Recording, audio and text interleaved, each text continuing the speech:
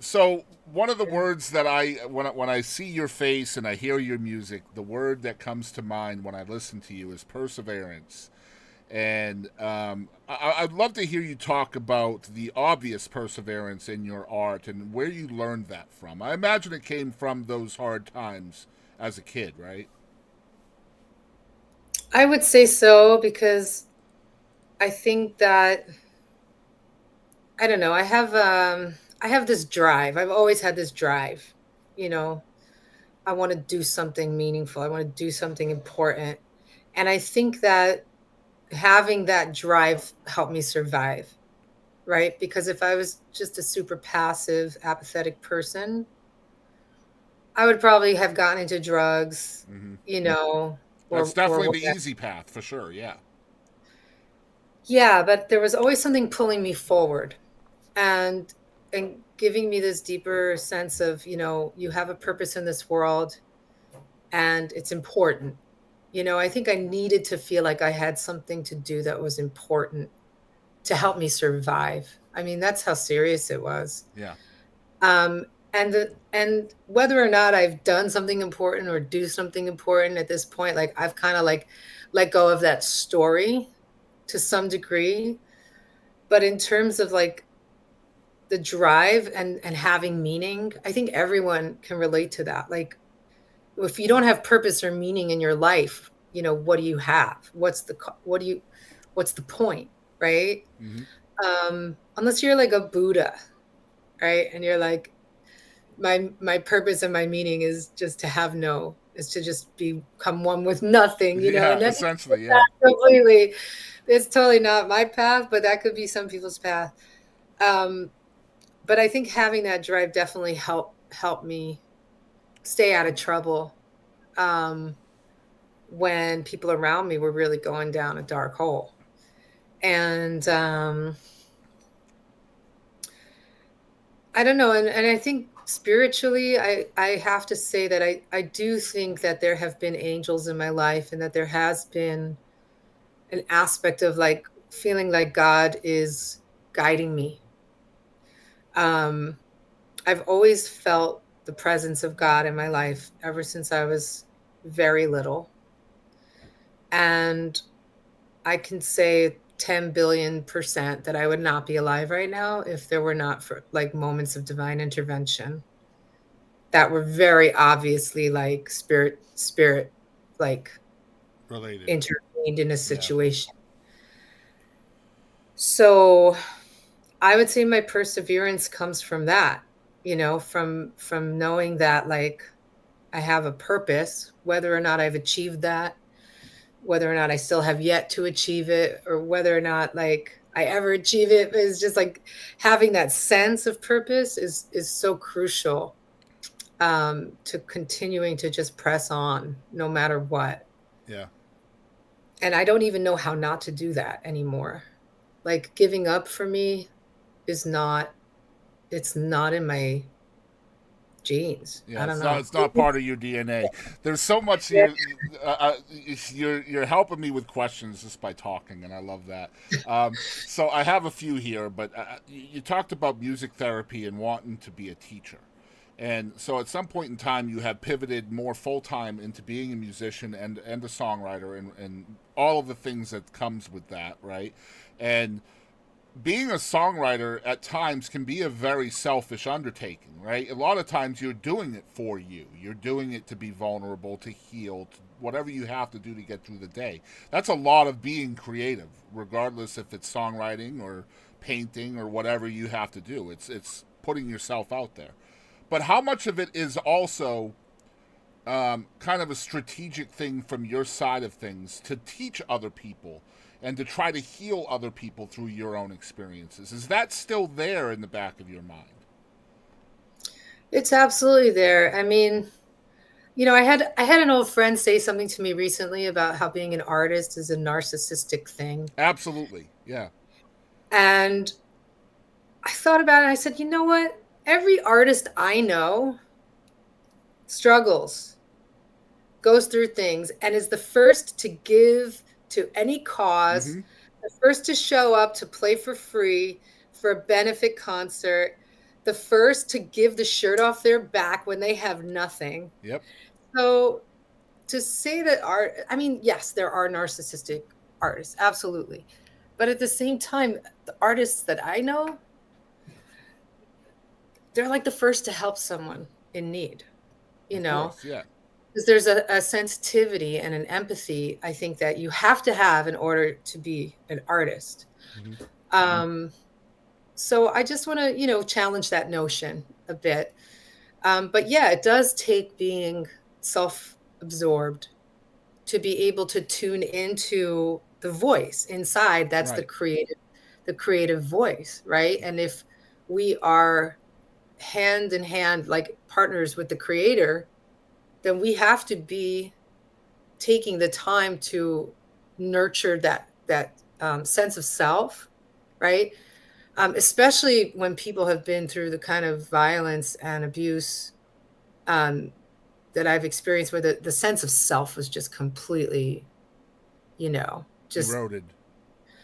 it was eroded. But I had a strong will, no Yeah. doubt. I had a strong will even as a kid, but you really can lose Of your course. sense of self when you're getting it from like every direction.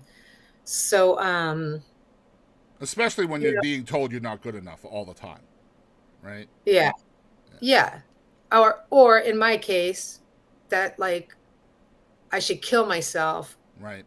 to like make my mother happy. Right. Like that's what she would tell me. Like, do us all a favor, make us all happy, and just kill yourself. Yeah. Like that's what she would say to me when I was like 5. Wow. So like those kinds of voices and things that you have to like grapple with, they're extreme. So like of course for me, I had to spend a lot of time alone. I had to spend a lot of time um journaling, talking to God in my own way. Um Traveling alone has actually been very healing for me. I never thought that I was going to be this solo traveler, but traveling alone has led me to some of the most magical things I've ever experienced, and healing, and unique situations that I would never have found otherwise. Because you kind of have to listen to that voice inside of you saying, "Go, Yeah. go It's that here." self inflection, right? Yeah, well, it's intuition, right? It's Yeah. Yeah. like Yeah.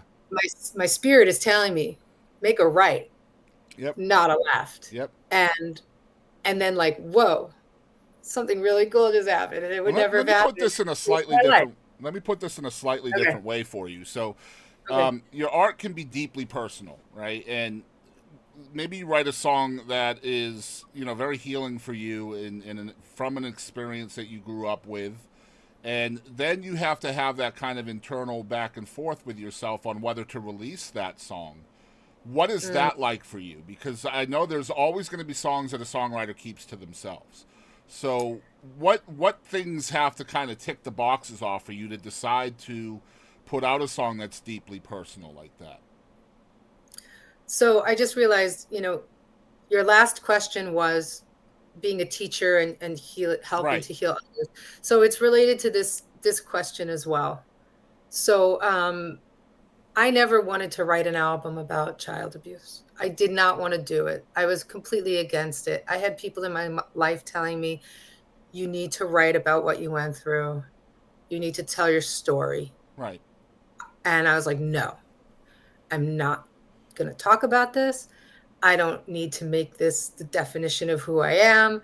And I don't want to put myself out there as someone who went through this, because it's like, this is not what I want to be known for. Like, I don't want to share this stuff. It's too personal. It's too painful. Nobody wants to hear about it. Right. That Right. was my attitude for a long time. And then when the neck injury happened, um, I felt like I didn't have a choice. I felt like I was forced. Like the universe was giving me so many signs saying, now you have to do this. This is your task now. And by doing it, not only will you heal yourself, but you're going to give other people the courage to heal Mm-hmm. through finding the strength to do this. And the music itself is going to give other people permission to share their stories. And because I was spending a lot of time healing, I was on my back. a lot because I couldn't move. And I meditated. I was meditating a lot. And I was getting, when you meditate, you get messages from your higher self. And those were the messages I was getting, is like, by healing yourself, you're going to heal your lineage, and you're going to give other people permission I love to this. heal. And that message is actually what helped me to say, okay, I'm going to do this now. I'm going to do this. And I ended up taking this online songwriting course where the title of the course was very long. It was Find the Courage to Sing Your Soul's Story. And I was like, oh, okay. Like that sounds like me. And it was a 7-week course that I took while I was laying in bed. And like, and and the whole process was like, teaching you some like songwriting tricks, ways to open up, um, techniques that I hadn't used before. So it was actually really cool to learn those techniques. It was by these two brothers, the Corin brothers, Isaac and Torald Corin. They're really beautiful duo singers. Um, but yeah, so they were teaching this course, and the homework for the course was, by the end of the 7 weeks, you're going to write a song that is like your soul's story. And then you have to sing it in front of everybody in the course. And because I couldn't play the guitar, because this whole part of my neck was just like shot, I couldn't even turn my head, or raise my arm. But I could tinkle on the piano. I could do this because I didn't have to turn my head or hold anything. So I was able to write a song, um, about healing from abuse and learning how to find self love, which is, I would say, a lifelong journey and process. But that song was like it was like writing that song was like a breakthrough for me in terms of finding the words to speak to what had happened to me for the first time in my life. And that's the last song on the record. It's track 10. And it's the one that opened the floodgates for the whole record to happen. So my hope and my prayer with the album is that, yes, it was healing for me to make the record, to write the record, to work with the people that I worked with, amazing legends. Mm-hmm. Um, but when people hear it, and specifically people who have been through similar stuff, because some people will identify with the stories more than others, that it gives them strength and it gives them hope, and so that they feel less alone.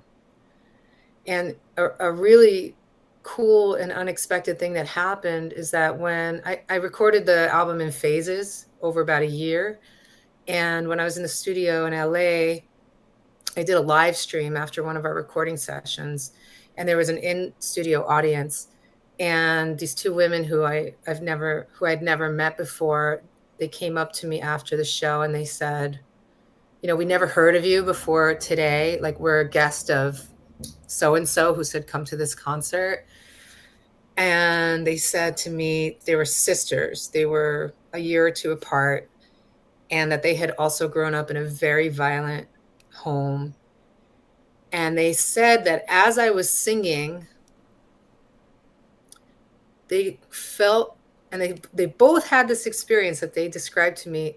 They both felt their own trauma, pain, sadness, and grief lifting off of their body, like Wow. releasing.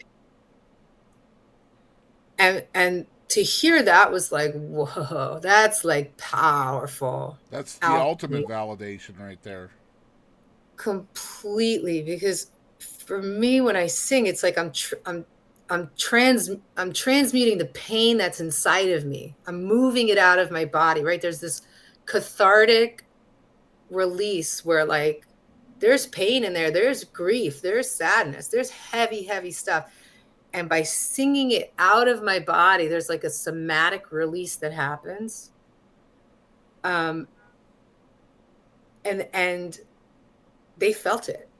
And their own energy that was resonant with that pain it was like I was doing it for them too. There's like a shamanic aspect almost. Not that I'm Mm. a shaman, but like Right, right. that is the essence of like becoming a healer is like helping people to like transmute their own pain. And again, getting back to music therapy, I mean, that's what this album has been like for me, songwriting in general, singing in general, but this album particularly, and just having that validation was huge. I love Really. that because that's what I was getting at. The courage it takes to take deeply personal stuff that you've written out there, you put it out into the world, and then you have to decide as an artist whether to share that with other people through the distribution process, making an album, going to the studio, all that entails. And then, furthermore, having to perform those songs because then you have to promote the record, you have to market the record, you have to deliver it to audiences because all of that is part of being successful, right? Quote unquote successful. But the courage it takes to decide I'm going to put this deeply personal song out there and then I'm going to relive that trauma every single time I perform this song and still choosing to put it out there is just an incredible amount of bravery in my opinion, and so kudos to that. I don't know how you guys do it. I truly don't. Because for me, I would feel like if I was like a full time performer, at some point in time, I would just be going through the motions, and then I'm not feeling that song anymore, and then the delivery is going to suffer. And for you guys to be able to do that is just incredibly impressive to me. Um, Especially when you choose, you're the songwriter as well, so you're choosing to do that. You're openly stabbing yourself in the chest over and over again. You know what I mean? I do. I know exactly what you mean. And I will say this I think every time I sing the songs, it gets less and less painful, because what happens is the energy clears. It clears. Well, It that's starts, the therapeutic aspect to it, right? So, yeah. And there's an aspect of acceptance that happens too. Like there's a song on the album called The Last Goodbye. And it's a song that I wrote about my father and who died in 2020. And that was the last time I saw anybody in my family. Um, because that was like the straw that broke the camel's back. There were things that happened that were just horrible. And I wrote that song with my friend Alan. Like he dragged it out of me. We wrote it in the studio. It was the last song to be written, but it had to be written. It had to be written. I had to sing that song. It was like a closure thing for me. But I didn't want to learn how to play because he actually wrote the piano part. I wrote the words and the melody with him, but he was sitting at the piano, so he played this beautiful piano part. And to perform it, I had to learn the piano part, you know. But I didn't want to. It was like I had this block. Like, no, I don't want to have to play this one live. It's too much. Um, but then some time went by and I realized like, no, I have to learn how to play this song because I'm gonna have to play it live, exactly. whether I like it or not. And it's gonna be important for me to do that because it's part of the healing process, being able to face it. And so I did eventually learn how to play it, play it. And but again, there's like this distance. There's a distance, and I think that's probably to some degree there's a coping mechanism in there, like we talked about in the very beginning. Like there's Mm-hmm. coping and there's healing. I You still do a you lot of have to coping. become disassociated from it somewhat, right? Yeah, and I think I still do a lot of coping because you know life is hard. Damn straight. And it doesn't just stop. Like when you go through one thing and then you get through it and then you heal from it, then something else happens, Yep. and then it triggers this other thing from the past. And then you're like, oh no, and that's connected to that. And then it's like, did I really heal that thing? Or is it like I just healed like one layer of it and now I have to go through something else to make me realize, no, I didn't really get down to the root of it. And in the end, everybody's like, just forgive. And there are some things that I believe that are unforgivable. So I'm just doing me. You know what I Mm-hmm. mean? I'm doing the best I can with the hand I've been dealt.